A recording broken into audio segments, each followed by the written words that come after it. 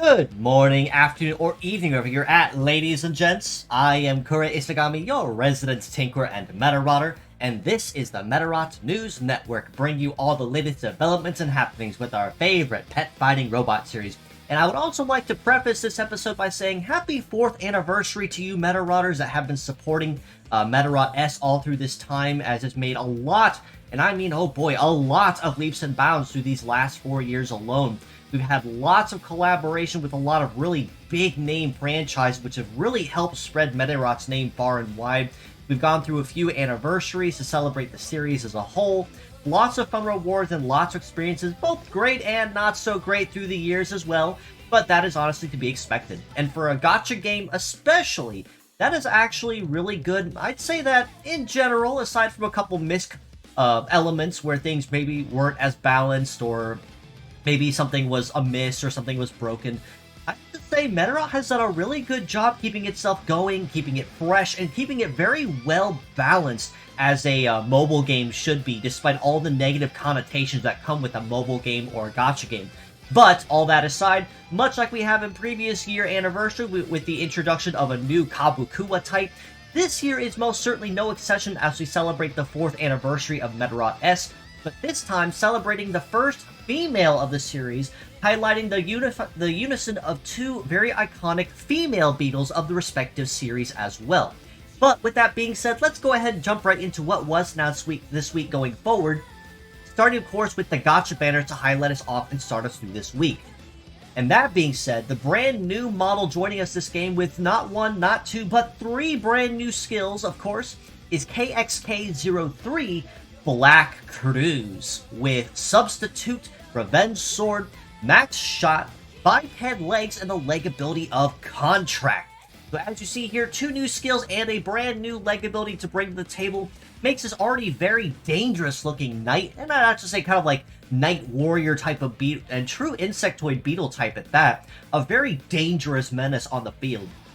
Just to explain ever so briefly what Black Cruise brings to the table, Substitute will basically boost her damage much like Desperate will, but with a much higher damage multiplier and recoil. Revenge Sword, nothing special. Max Shot is a new skill that gets double damage and piercing if it's at 100% HP. And Contract basically serves like the Pokemon ability of Sturdy, where it allows them to withstand one self-induced, self-destruct, or recoil move that would break that would break apart, and instead leave it down at 1 HP instead. So of course, very powerful, very aggressive, and much in contrast to previous models of the KXK line, highlighting, say, Metaphor Sustain or Metaphor's Consumption, Black Cruise, on the other hand, consumes her own HP to make herself even more of a threat on the field, arguably if not worse or more aggressive than most any other model previous to her. In addition to her, of course, we also have the 2 predecessors that inspired her design making reruns this week. Starting that lineup is KBT-05F Black Beetle with Missile, Rifle, Gatling, Biped Legs, and the leg ability of Through Shot.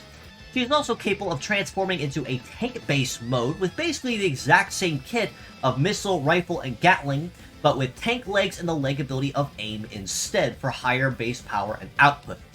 In addition to her, we also have KWG-05F Black Stag also joining the fray with a rerun, with Stat Cleanse, Sword, Hammer, Biped Legs, and the leg ability of Through Fight instead. In addition to this, she also is capable of transforming into a vehicle-like form. In this case, she exchanges her kit ever so slightly for a Trap Clear, Sword, Hammer, Flight Legs, and the leg ability of Straight instead. So just between these 3 alone, it's going to be a very good week for mono female teams in particular. If you've been looking for either of the Black Twins, or if you're looking perhaps for their new fusion, this is most certainly your week to shine and use up all those rubies you saved.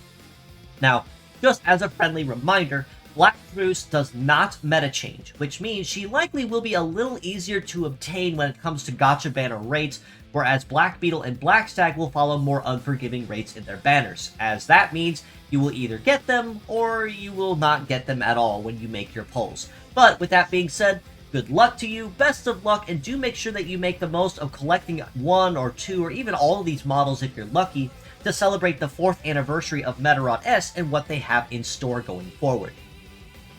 With the Fierce battles they have this week, it's going to be the same trend as they had last week with 5 battles instead of 3. To highlight those 5 we are starting that lineup at the very top there with KAB 0 grade Kabuki with triple virus, wheeled legs, and the leg ability of Charm. Next to him, we have MDK 0 Himadacker from Medarot 5 with repair, double wave, C legs, and the leg ability of Adapter. Third on that top row is SKD0 Sagoto, the Kappa type, and twin to Gokudo and Hakato, with beam, double hold, biped legs, and the leg ability of Captor. On the bottom row here, we have MON03 Iru Mashura, the blue monkey type, with repair plant, double free shot, biped legs, and the leg ability of Gunman. And then last but not least, MDZ0 Meduzard, the Medusa type, with freeze, sword, counter guard, multi-legs, and the leg ability of P-Loader. Now, honestly, between all 5 of these models here, we have quite a diverse variety of parts, but the one big trend I'm seeing with all of them is that they seem to be very focused on turn skipping or slowing enemies down. Raid Kabuki in particular for turn skipping with Virus, Iro Mashura Sagoto or Himadacker for no defend or no dodge or make it easier for hits to land. Iro Mashura in particular with free shot, and for that reason he is MVP of the week. Same case for Meduzard as well with freeze on the head. So honestly, even though I did give Iro Mashura the MVP of the week for that reason of free shot, being completely honest, you could pick any one of these 5 models to farm for and really focus on, and you really couldn't ever go wrong one way or another, because they all offer something viable in one term or another. Now, a couple minor things to be aware of with these is that because they are fierce battles, it is also worth noting that they will also be a little more expensive to raise than most parts. But if you are a newcomer or a vet or a rookie that's just starting out their row battling career, this is definitely going to be a very good week for you to pick up on a lot of very handy parts, especially between male and female type bots for you to make use of. Even if you only raise the parts up to 2 or 3 star, that's usually better than not having them at all when you really need them. Now, this was actually revealed yesterday, so we got it a day early, but for folks that are a little behind the 8 ball or collected this and don't know what to do with it, again, happy 4th anniversary to Medarot S, and to celebrate, they did give us a very special limited time anniversary ticket to all players. If you collect this ticket, you will notice that there were 2 specialized banners that pop up on the gacha page, one of which is a KBT banner and the other is a KWG banner.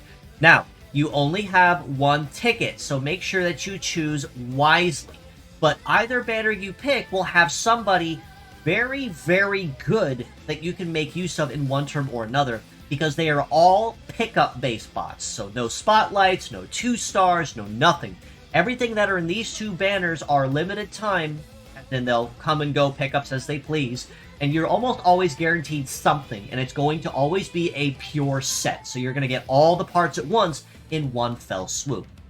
If you've already used your ticket, I do hope that you made out with the best of luck and got something you didn't before. Or if you have not used your ticket yet, I do wish you the best of luck with that. And once again, make sure you do choose very wisely and pay attention to the pools for which one, so that you don't pull from one you already have all of or nearly all of the bots and end up getting a higher chance of a duplicate. Now, with the event itself going forward, again, much like it was last week, we will be seeing this week Wave 2 of the Meta Wheel of Fortune for the 4th anniversary, and this time around we can earn even more rewards like we did last week. The most notable that they highlighted include anniversary voice lines for Medarotters Iku and Ranuncula, who are new characters that have been sticking around the Arase and the gang through Medarot S's story mode. We can also earn the Scale Medal, which has a mastery in melee, shooting, and support, and a leg mastery in biped, wheel, and flight types. making it a very diverse coverage type of medal, since you can hybrid it very easily between melee and support. And of course, biped legs means you can use it pretty much anywhere with no real repercussion to what kind of terrain you're on. In addition to both of these rewards, you can also earn a lot of limited time rubies and resources, and especially the new NFRPS chips that released last week as well with the new patch, which is what you use to raise 5-star parts up to 6-star, and earn them just a little bit more of a final bonus when it comes to how much of a stat boost they get. I did crunch the numbers on what that final stat boost does give, and I will break that down more thoroughly in another video, perhaps when I remake my Ascension tutorial at some point. But basically, think along the lines, you get about a 3 to 7% boost per stat when you ascend to that 6-star, and about 10 to 12% for your HP. So, nothing overly substantial, honestly, but it's still just enough that in the right situations, it most certainly will count for you to have those extra numbers at your advantage. Now, also like last week, this week's event for Wave 2 will also be ticket-based, so mixed parts will be encouraged across your teams if you want to maximize your bonuses. For the bot payouts and who gives what better bonuses, of course, Black Crew's there at +4 for the blue tickets per part equipped across the team, not as a pure set. For the +2 bonuses, we have Black Beetle and Black Stag, of course, and the 3 dragons that are in the online PvP pool. And then for +1 each are all 5 of the fierce battles we have listed earlier on. For Medarotters, it's the same case. Anniversary Medarotters will have a +4 bonus when equipped on a Medarot, a +3 bonus for SR Hisaki or Kirara from previous anniversaries, and +2 for regular SR Hisaki. Whereas it'll be a +1 for the R or N rank of those same 3 respective girls when equipping them on your team. Now, just as a friendly reminder for all of our newcomers and rookies just starting out, mixed parts means that you don't want to use the pure set all at once, unless you can really afford it, of course, where instead you want to mix the parts out. So say, for instance, if you get lucky and pull Black Cruz, use the head and legs on one, right arm on a third, on your second bot, and the left arm on your third, and that'll give you a +4 bonus per part, or at least per member of the team, instead of getting a single +4 just for using pure Black Cruz on the team.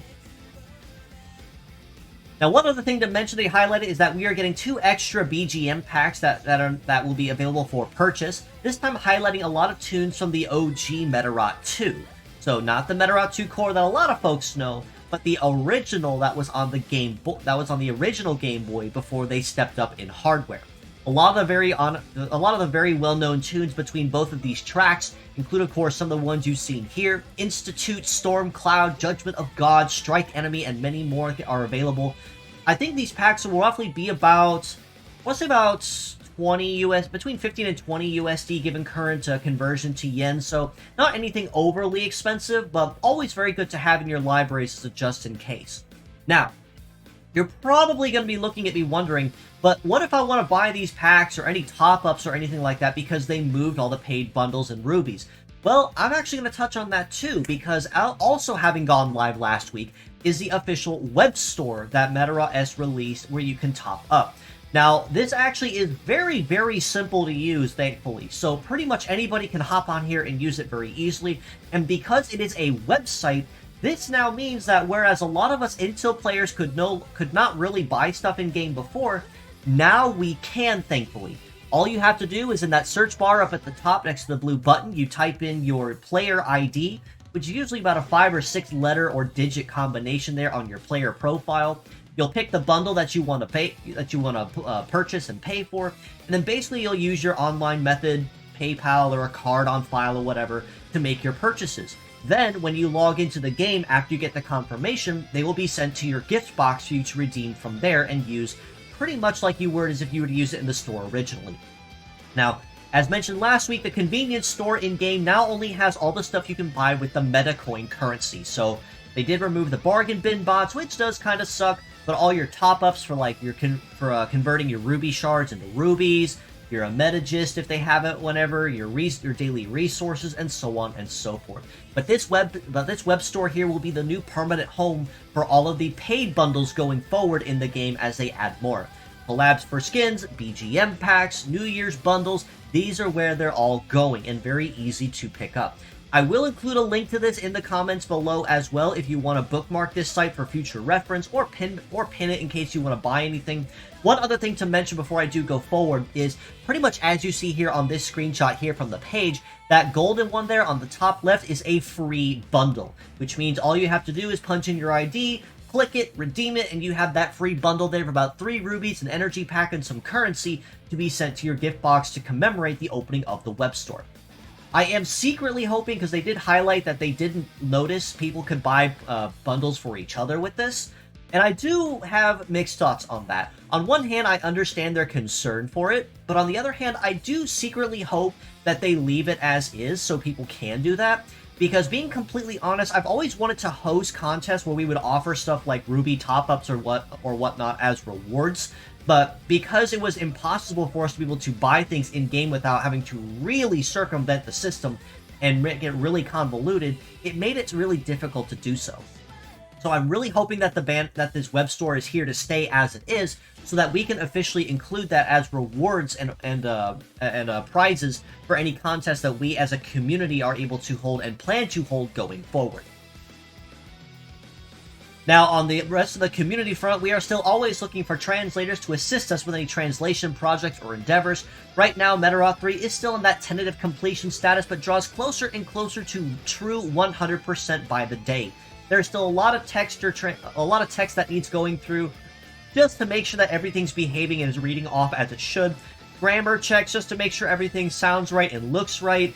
So there still is just a little bit more work to do, and if you are knowledgeable in coding, cleaning, or Japanese and have some time on your hands, or if you know somebody that would be interested in this, definitely reach out to us or join our Discord community, ask around, and we'll get you in touch with the right people to fill you in. On the other hand, though, if you find that you don't quite know anybody or don't think you have the skills to do it yourself, that's 100% fine too. Spreading the word also is greatly appreciated, and if you'd like to donate to the cause, in the comments below is also a link to Variant's crowdfunding, where you can donate to the cause so we can commission certain segments of the text to be translated to kind of ease up the workload on the translation team so that they can work on other stuff and not have to be spent bogged down looking at letters all day.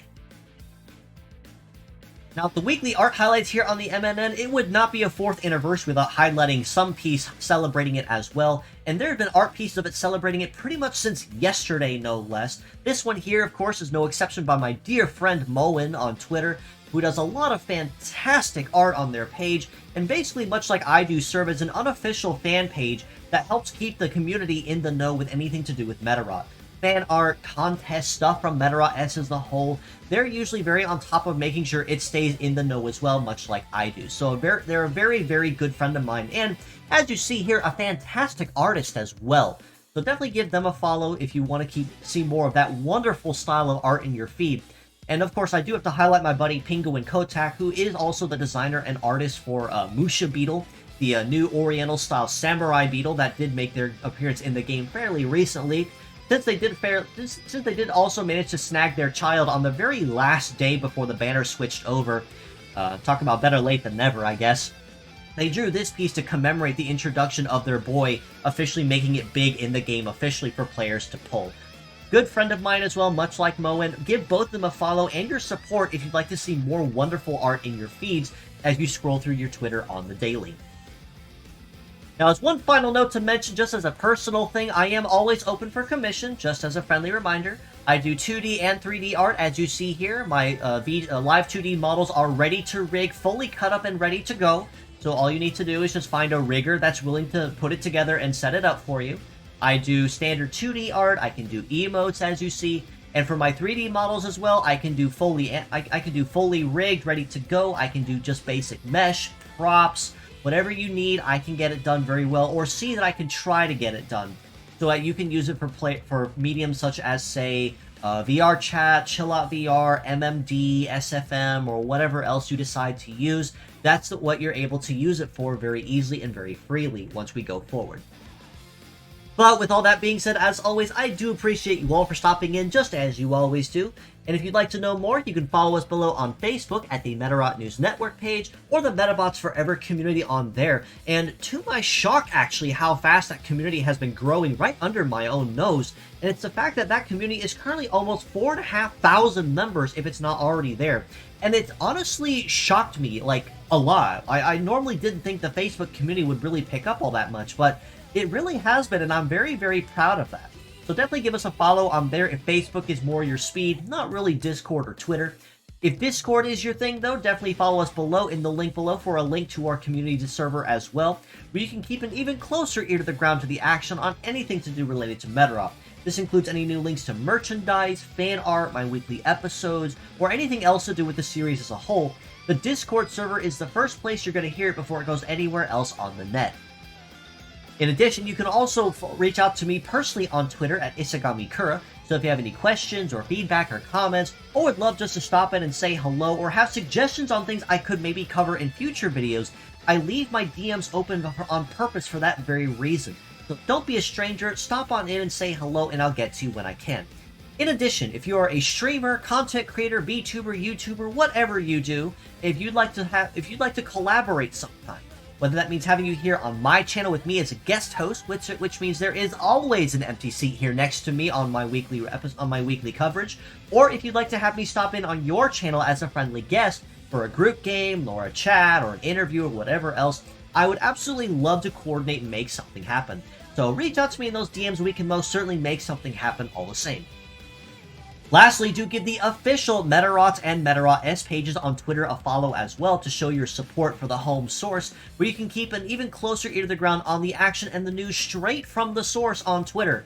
New contests, merchandise, web stores, stuff related to Medarot S as a whole, fan art or artist breakdowns from Tayuga or Mr. Kenki or so on. Those are the pages you're going to hear before it goes anywhere else as well that we report on. But with all that being said, as always, I do appreciate you all for stopping in, just as you always do. And until next time, this is your host, Kura Isagami of the Medarot News Network, signing out.